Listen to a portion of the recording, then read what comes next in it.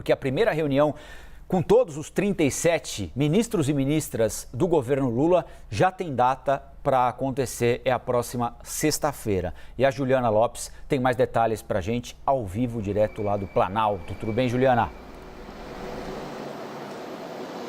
Oi, Colombo. Tudo bem? A gente aguarda a chegada, então, do presidente Lula aqui ao Palácio do Planalto para a agenda de hoje e já pensando que na sexta-feira deve fazer esse grande encontro com os representantes do alto escalão para já tratar aí dos assuntos e das medidas que podem ser tomadas nos primeiros dias de governo. A gente lembra, esse desenho dessas medidas foi feito ali durante a transição, né, do gabinete de transição e dos vários grupos temáticos, e agora isso deve ser discutido nessa primeira reunião. Essa semana é de transmissão de cargo, né? Lula assinou então as posses dos ministros no dia que tomou posse, aqui no domingo, né? No dia 1º de janeiro. A sequência, o que a gente acompanhou foi essas cerimônias de transmissão de cargo que ainda acontecem. Foram 30 até agora dos 37 ministérios anunciados e dos ministros anunciados. Ainda faltam hoje mais 3 cerimônias, então seriam 33 até hoje, e alguns nomes ainda vão marcar essa posse. É o caso de Aniele Franco no comando do Ministério da Igualdade Racial, Sônia Guajajara no Ministério dos Povos Indígenas e o general Gonçalves Dias no Gabinete de Segurança Institucional. Ainda que isso esteja pendente, a expectativa é que Lula faça esse grande encontro na sexta-feira com os representantes do alto escalão para discutir então essas primeiras medidas. A gente segue por aqui acompanhando a agenda de Lula hoje no Palácio do Planalto, depois de todos esses dias de encontros a portas fechadas no hotel onde está hospedado aqui em Brasília. A expectativa é que o comboio presidencial passe aqui atrás da gente daqui a pouquinho para que ele toque uma série de reuniões já aqui no Palácio do Planalto com ministros e acompanhe a cerimônia de transmissão de cargo de Geraldo Alckmin, vice-presidente eleito, que também vai ser o ministro de Indústria e Comércio. E deve ter um evento, inclusive, com a chegada aqui de alguns participantes. A gente está acompanhando por aqui. Deve ser um evento bastante movimentado no Palácio do Planalto. Colombo, é com você. Valeu, Juliana. Juliana Lopes, ao vivo, direto do Palácio do Planalto. Dia de posses concorridas. Já tem a posse da Ana Moser, que é a ministra do Esporte, depois Geraldo Alckmin, à tarde Marina Silva. Quero chamar o nosso ministro aqui, Gustavo Uribe, que vai contar para a gente o que é que você conseguiu apurar, que informações você obteve, Uribe, sobre o que o presidente Lula pretende conversar com ministras e ministros agora na sexta-feira, além de um panorama geral sobre essa largada do terceiro mandato, né, Uribe? Inicialmente, Colombo, é um encontro de apresentação. Os convites já foram enviados aos 37 ministros que fazem parte do primeiro escalão da esplanada dos ministérios. E a ideia é pedir a eles um pacote de medidas para os 100 primeiros dias de governo. A ideia, nas palavras de lideranças petistas, é um pacote de medidas nas áreas social e de infraestrutura para reconstruir o país. Lula quer que todas as pastas colaborem nesse processo para que você coloque essas medidas de pé e aí nos 100 primeiros dias de governo, ou seja, em abril, seja feito um evento no Palácio do Planalto comemorativo ao período e que se faça uma comparação desses 100 primeiros dias para a gestão dos 4 anos de Jair Bolsonaro. É um pouco, Colombo, daquele lugar comum que os presidentes do país sempre recorrem a ele para fazer uma base comparativa e até mesmo para dizer, caso haja algum problema, que o culpado dos problemas foi o presidente anterior.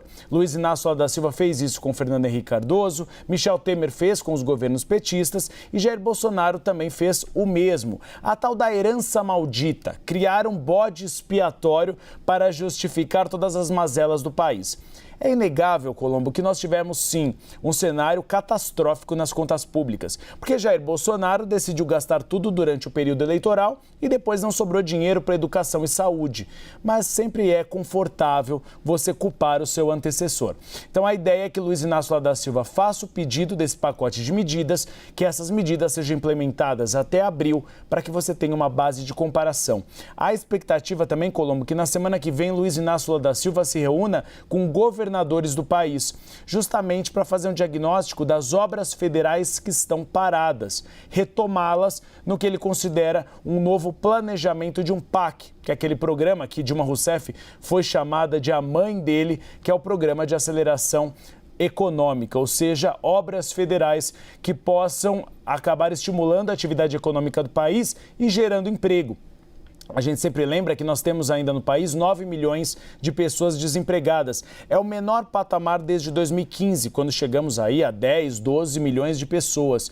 E a indústria civil, a construção civil costuma ser uma atividade que acaba contratando pessoas com menor instrução e gera bastante emprego em médio e curto prazo. Vimos isso, por exemplo, em 2008 nos Estados Unidos. Aquele plano que foi feito por Barack Obama na tentativa de sair daquele estouro da bolha americana agora até esqueci, eram dos empréstimos e também das duplicatas ali. Das duplicatas, Isso, esqueci a palavra. A palavra eu também esqueci agora, então esquecemos juntos aqui, está compartilhada a culpa, já a gente lembra. Uribe, também é importante esse tipo de precatórios? Não é precatório também, vamos parar de chutar aqui, porque senão a coisa vai ficar pior do que a emenda fica aluguéis, eram os aluguéis das casas americanas em que muitas pessoas pagaram várias vezes e foi feita uma bolha imobiliária nos Estados Unidos. Acho que lembrei, hipoteca. Hipotecas, pronto, bingo. E o Daniel me chuta precatório aqui.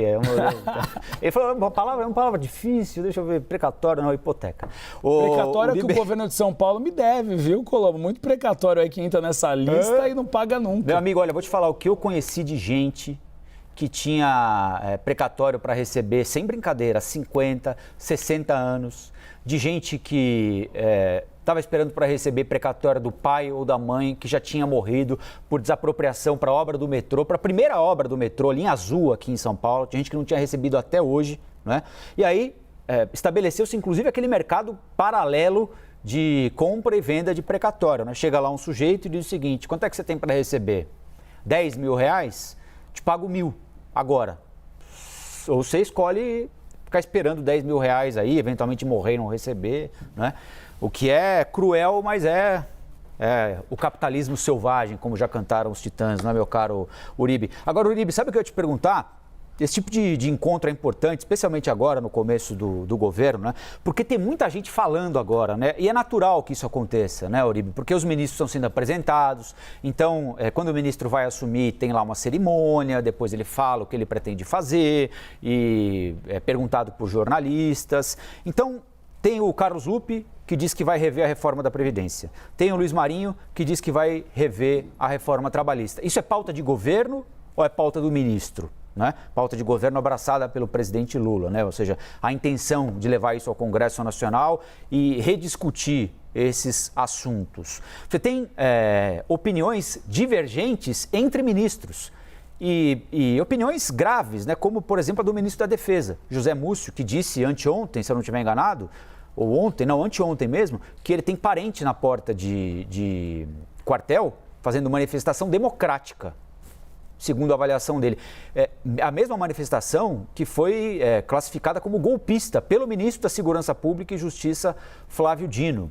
Então, é importante um freio de arrumação, não é, Uribe, para que as coisas sejam ditas quando elas tiverem de ser ditas, porque isso tudo vai girando uma barulheira, e a própria Zeina Latifi, agora há pouquinho, atribuiu a essa cacofonia um pouco dessa resposta, não é? Temerária por parte de investidores do mercado financeiro, tanto é que a Bolsa já caiu 9% desde que o Lula ganhou a eleição, não é? O dólar subiu, entre outras coisas, por causa disso tudo que fica girando por aí e ninguém sabe o que é a ideia do ministro, o que é que ele gostaria de fazer, mas não vai fazer, e o que é que ele está dizendo com o apoio do presidente da República, né?